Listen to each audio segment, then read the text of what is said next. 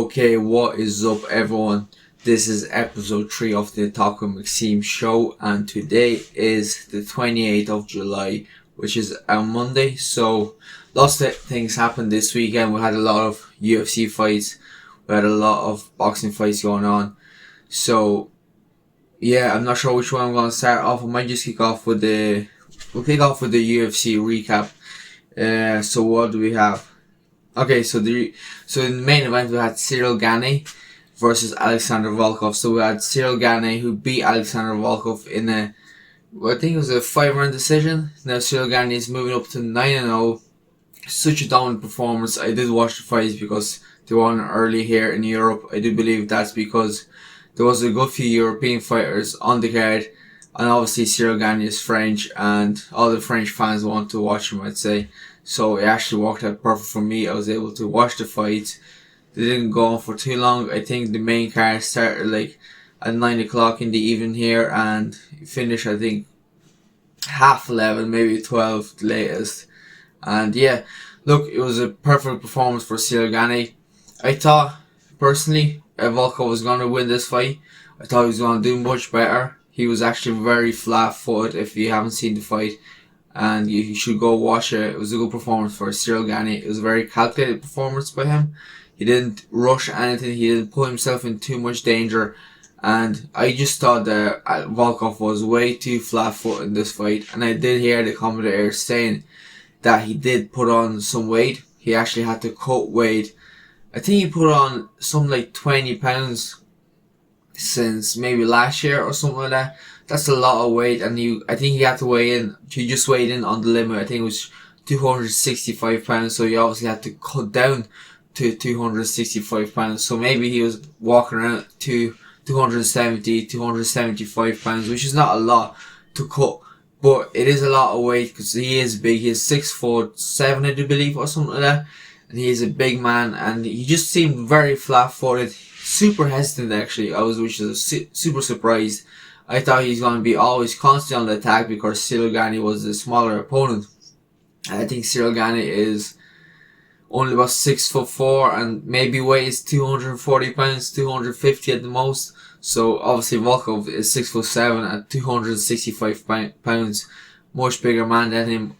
Plus he cut down the weight, so he might have been about 270, 275 during the fight. So I really did think that Volkov was going to put the pressure on Cyril Gane and get the finish in the later rounds. But look, Cyril Gane did super well, managed to get the win, and fair play to him. I mean, I know he's ranked number 3 right now. I know we have Derek Lewis against Francis Ngannou for the title, and while they're waiting for John Jones, so maybe John Jones will fight the winner of that. Or maybe John Jones is going to fight Cyril Gane and then fight for the title. Not sure. I'd actually like to see that John Jones versus Cyril Gane. It'd be a tune-up fight for John Jones because obviously it'd be his first fight in the heavyweight division. But a really big fight for Cyril Gane, and if he can beat John Jones, he'll definitely be onto something great in that division. Okay, what else do we have? Okay, we had Tanner Boser. He beat OSP in the second round via TKO. Now, it was a bit of a weird one because we did see Tanner Boser, he was winning the fight. He was beating OSP. OSP looked a little bit slow and he just didn't look sharp for me. And he was just letting Tanner Boser attack constantly. And then what happened was, in the second round, I do believe, it was the end of the second round or the start, let me check. Yeah, I think it was the end of the second round or maybe in the middle of it. What happened was OSP took Tanner Boser down, okay? And then, as Boser went to get up, he actually grabbed the fence that led him to getting up. So now, it didn't look like it was a lot of impact when he grabbed the fence. It didn't seem to me that, he used it and pulled it up. It just seemed like he just kind of touched it and used it a tiny bit. But, nevertheless, he did use the cage to stand up. And when he stood up, he actually managed to return OSP and actually managed to knock him out.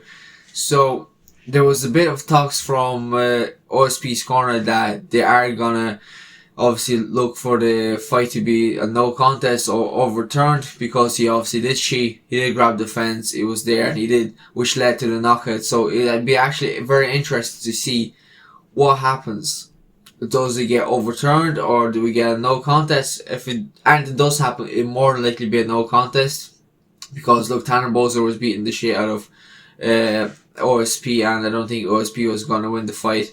Plus, he was a heavyweight. I don't think OSP fought a heavyweight as well. He looks slow. He is a slow starter, but he can hit really hard. So you never know what would have happened if the fight would have went on to the later second round and even to the third round. So it'd be interesting to see what happens with that fight. Okay, so what else do we have? Oh, this was actually very good. We had Andre Fili fight Daniel Pienda. So that fight actually ended in a no contest at the start of the second round. Look, Andre Fili looked phenomenal. I think he looked better than he ever looked in that fight. And I did think that he was gonna finish, who was he? Daniel. Okay, we're just gonna call him Daniel. I think he did look like he was gonna finish Daniel, because he was actually coming out strong. He was landing good combinations. His takedown defense was good. I think he managed to get a takedown or two of himself, but unfortunately, at the start of second round, I do believe Andre Fili went to throw a kick. He opened up his hand nice and wide, and he actually managed to go into Daniel's eye. Look, Daniel wanted to continue. He did say, I'm okay. They obviously got the doctor in. And what I thought was funny, if you look at the fight, if you look at the bit, he gets 5 minutes to basically recover, to fix up his eye or whatever. They had the doctor in, and they had the doctor check his eye. The next thing, the doctor puts up 3 fingers and goes, how many fingers can you see? And Daniel goes 1. And the commentators were even saying, I didn't hear it at the start. The commentators were kind of laughing or something a little bit. I didn't know what happened. And then they said that the referee put up 3 fingers and Daniel said 1.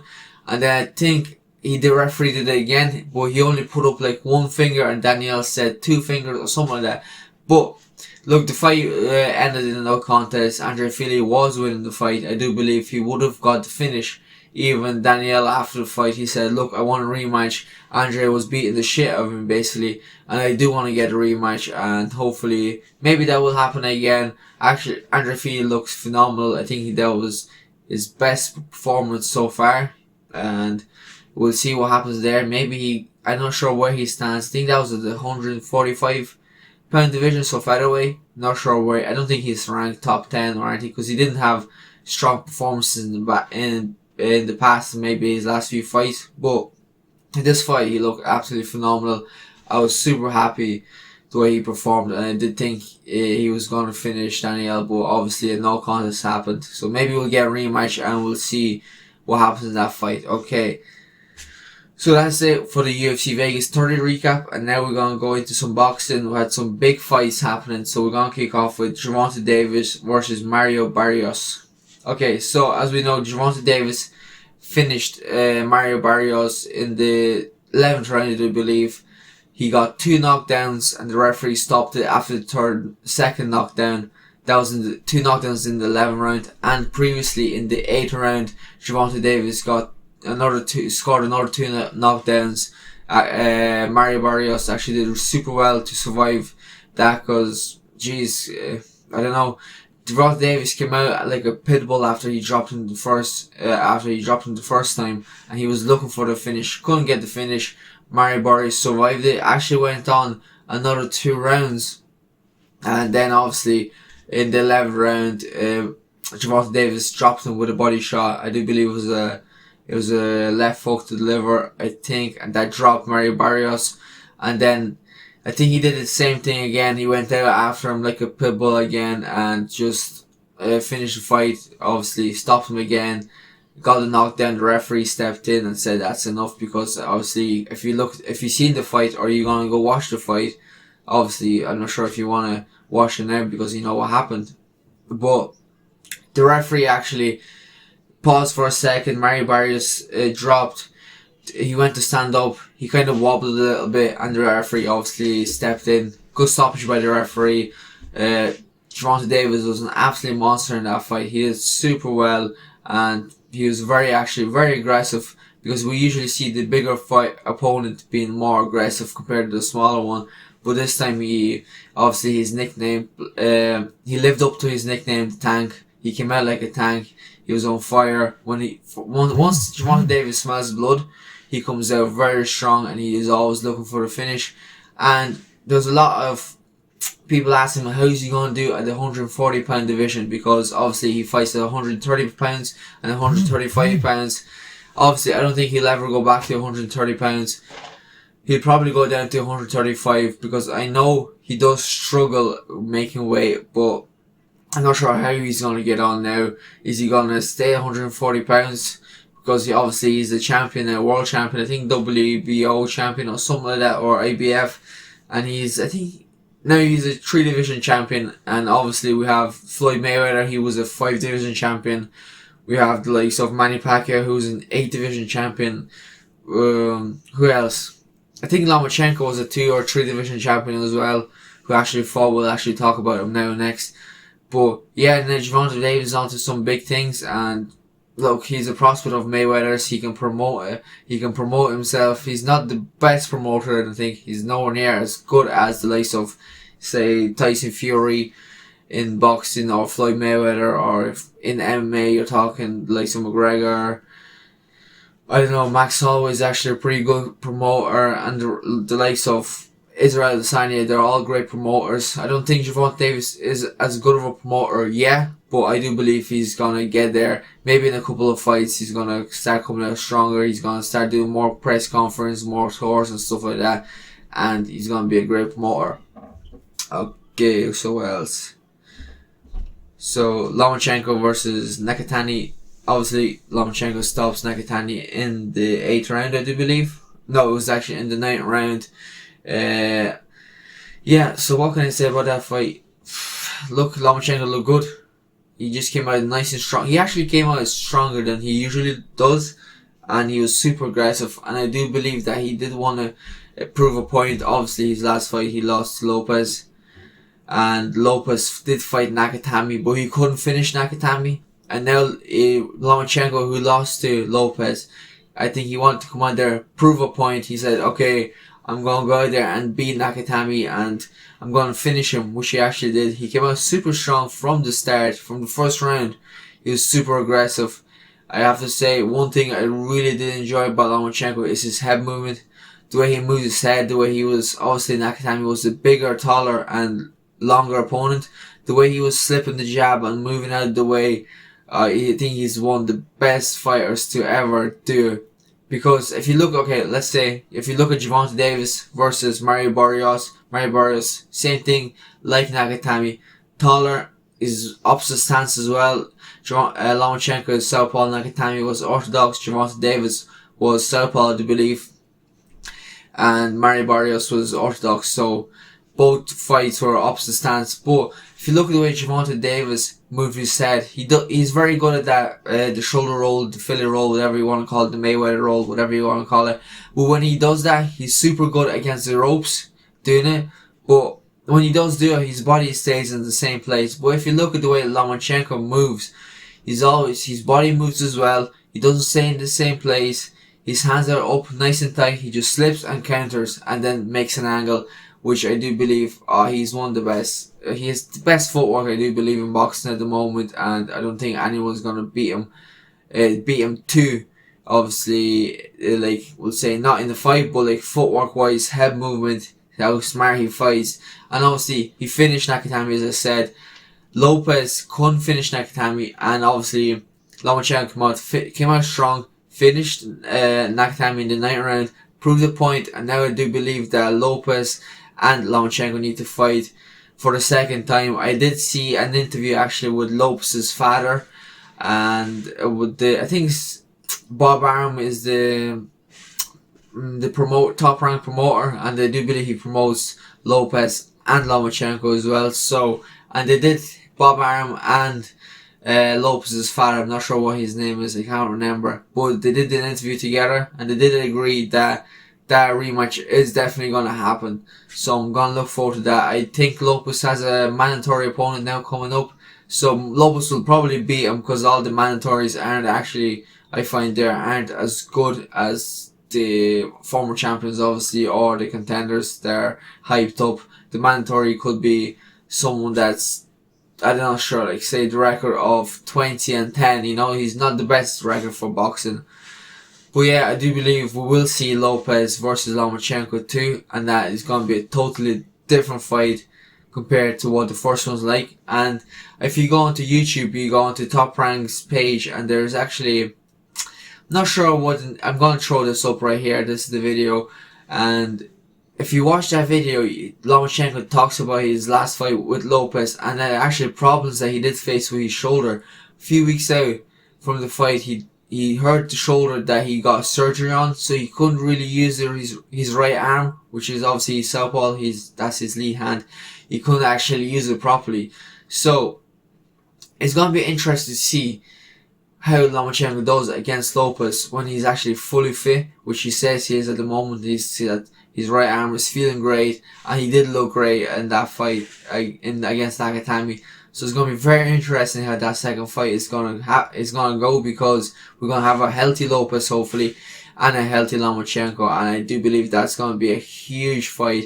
And I think that Bob Arum was saying that he wants to do it not in America, somewhere maybe, I'm not sure where, but he wants to do it somewhere else. And I do believe that Lopez's dad did say he wants to do it in the MGM Grand. So it probably will happen in America, but it'd be actually pretty interesting to see it happen in something like in Abu Dhabi or something like that, because that's gonna be absolutely massive fight, and that's gonna beat all the pay-per-view records. I think all of Lopez's and all of Lomachenko's previous pay-per-view sales, that's gonna smash it, because that's gonna be such a big fight. A lot of hype obviously around that fight. Obviously that first fight was amazing. Lopez did win, and we're going to see hopefully a rematch now soon enough. Okay, what other news do I have to do with MMA or boxing? Oh, okay, so we got some MMA news. Obviously, the legend, the last emperor, Fedor Emelianenko, is going to be coming back now. October 23rd, he's going to fight in Russia. So, Fedor hasn't fought, I don't believe, in about 2 years time. In about 2 years he hasn't fought. His last fight was against Matt Mitrione in the heavyweight Bellator Grand Prix. He obviously did lose. It was a close fight. Two lads, actually, it was funny. The two lads managed to throw so Fedor threw an overhand, Matt Mitrione threw an overhand. They both managed to drop each other, but Matt Mitrione managed to get up first and finished Fedor while he was still getting up and was kind of on the ground. So that was a pretty good fight. So I think that was about 2 years ago actually. So we're gonna have a Fedor coming back after a 2-year layoff. He is 44 years of age, nearly 45. So it's gonna be mad to see. I know he's a heavyweight, and heavyweights do fight on a bit longer. And obviously, if you don't know who Fedor is, you just have to go onto YouTube, look up the last emperor, Fedor Emelianenko. Look at his look at his highlights. He's one of the greatest fighters to ever live, and I do believe he's one of the greatest, if not the greatest heavyweight that ever lived. Especially, I know he never fought in the UFC, but what he did outside the UFC, he fought in Pride. Especially one fight that comes to mind, him against Kevin Randleman, where Kevin Randleman actually picked him up, suplexed him, which he basically threw him over his back. Fedor landed on his neck, looked like he was knocked out, but actually managed to get up, and literally 20 seconds later, he managed to, I do believe he submitted Kevin Randleman with an Americana, which is a Kimura, whatever you want to call it. And look, Fedor was one of the best fighters, especially in his prime. And in my opinion, he'd be one of my top favorite fighters, because Pride back in the day was such a hard thing to fight, and everyone was on steroids, everyone was juicing, and maybe Fedor was, but I don't believe, because he wasn't overly huge or anything like that. But you'd be surprised with fighters that don't look so big, they're actually on steroids. Like TJ Dillashaw was taking EPO. I know it's not a steroid, but it helps you with cardio and stuff like that. So you never know, maybe Fedor was on something like that. But it's actually going to be mad to see Fedor come back. He is going to be fighting in Russia. I did believe I already said that. And I wonder, is this going to be his last fight? Because if I would say obviously happening in Bellator, maybe he's 44 years of age. He's probably going to be 45 by the time. I'm not sure when his birthday is. He's probably going to be 45 by the time this fight comes around in October. Late October as well.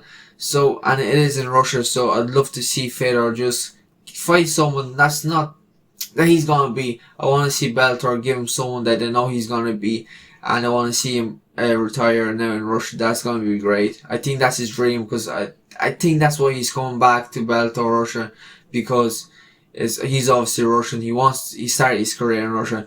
He probably wants to retire there as well. So it's gonna be very interesting how he gets on that fight. Hopefully he'll win and retire, and he's gonna leave such a big legacy behind him. Every true fan of mixed martial arts knows who he is, and I think everyone wants to see him do that, retire in Russia and just hang it up, because obviously he lost his last 2 fights, I think, by knockout. He's getting old. His chin is obviously not the same as other heavyweights that are younger. I don't think he can compete against the younger heavyweights, especially the heavyweight champion. I do believe in Bellator is one of Fedor's teammates, and I think actually Fedor's his coach, so obviously he's not going to fight his student for the title anytime soon, and that's why I want to see Fedor actually retire after this fight and just hang it up. Okay, enough of that. I did want to bring up, obviously in my last, I think in episode 2, I brought up a book called The Oxygen Advantage. We talked about it a little bit, and this episode I actually a book. It's by Tyson Fury. It's called Behind the Mask by Tyson Fury, and I didn't read it. I listened to it on an audio. I think it took me about a week to listen to it, because I usually walk down to training and listen to an audiobook, because sometimes I do get sick of just listening to music constantly while I'm walking. So this time I actually did listen to this audiobook, which I'm actually starting to do now. Every time I walk to train, I just stick on an audiobook. It keeps me a bit occupied while I'm walking down to training. It's only a short walk, about 30 to 20 minutes, depends how fast I walk, but I can get through an audiobook. Especially this one was about 13 hours, so I got through it in about a week or so. It's actually one of the best books, one of the best autobiography books that I have ever read or listened to, and it's by Tyson Fury. Everyone by now I think knows his story about mental health. Because if you haven't, go on to Joe Rogan Experience and find the episode with Tyson Fury where he does talk a lot of about his mental health, his past. Or if you go on to Mike Tyson's podcast, I do believe Hot Boxing, Tyson Fury was on it last year, I think. Same thing, they talk about mental health and stuff like that. But if you do want to listen or read this book, I highly recommend it. And he goes in a lot more into depth about his career, his amateur career, how he fought actually for England at the start. Then he couldn't fight for England, or something happened, I don't remember exactly. They wouldn't let him fight for England, so he actually moved to Ireland to represent Ireland in boxing in the Olympics. But he couldn't, because he had to prove that his Irish heritage or something like that. And obviously, as you know, he was saying in the book, he's from the traveling community. Look, he said, I didn't have a birth certificate or anything like that. And actually, when he was actually born, I don't want to spoil the full book for you, but when he was born, I think he was like less than a pound. Like something absolutely crazy. I think he was less than a pound. The doctor said he wouldn't survive. But his father actually named him after Mike Tyson. So he named him Tyson Fury after Mike Tyson. And he goes, when he grows up, he's going to be 6'7", I think 300 pounds, his dad said, and he's going to be a heavyweight boxing champion. If you look at Tyson Fury right now, he is 6'7". He is a world champion in boxing, and he is currently 300 pounds. So everything his dad did say came true, and it's one of the best books that I did listen to. It's absolutely amazing, and just a few of the things I have written down here in my notes. What he talks about, mental health, talks about not giving up on his dreams. Basically, he talks about, look, if you put your mind to something, you can definitely achieve it. As he says, I was a big fat kid, but I had my mind in boxing, and I knew that if I put my mind to it, I will achieve the best. I will be the best, which he obviously was. And then he obviously talks about his mind games with Klitschko, which was absolutely crazy, about what he did in the sauna and stuff like that. But yeah, definitely recommend that book, and maybe I'm currently reading another book right now, and I'm listening to a couple of audiobooks. So maybe every third or fourth episode of this talk show, we're gonna get. We'll talk about a few books or something like that. So yeah, I think that's it for this episode. So make sure you're commenting, liking, subscribing. Obviously, I hope you actually enjoy this new background that I have here. The audio is a little bit better. My microphone hasn't came yet. I think it's coming tonight or something like that. So next episode, the audio is gonna be much better. So yeah, make sure you're commenting, liking, subscribing. Follow me on social media and stuff like that. Every social media might my name on it or whatever you want to call it is Maksim Zamarakin. So if you look for my name, and you will find me. Obviously, I'm gonna have it all linked in the description. So click follow me there. I do put up a lot of training updates and stuff like that on my Instagram and Twitter. And actually, I am about to record another vlog. I think this is gonna be episode number 3 of Fight Camp Vlog. I think I'm recording it tomorrow and over the next few days, so that should be out soon. And obviously, I'm gonna try and put out about 2 episodes a week of this talk show. So, not sure today. I'm recording this on a Monday, so it might be a Tuesday that you listen to. My plan is every Tuesday and Friday to record an episode and put it out. So I'm gonna try and get 2 episodes out each week where we talk about obviously fight and stuff, updates and stuff like that. So yeah, hope you enjoyed this episode, and I hope you obviously come back for the next ones. And please make sure to like, comment, subscribe, and I'll see you in the next one.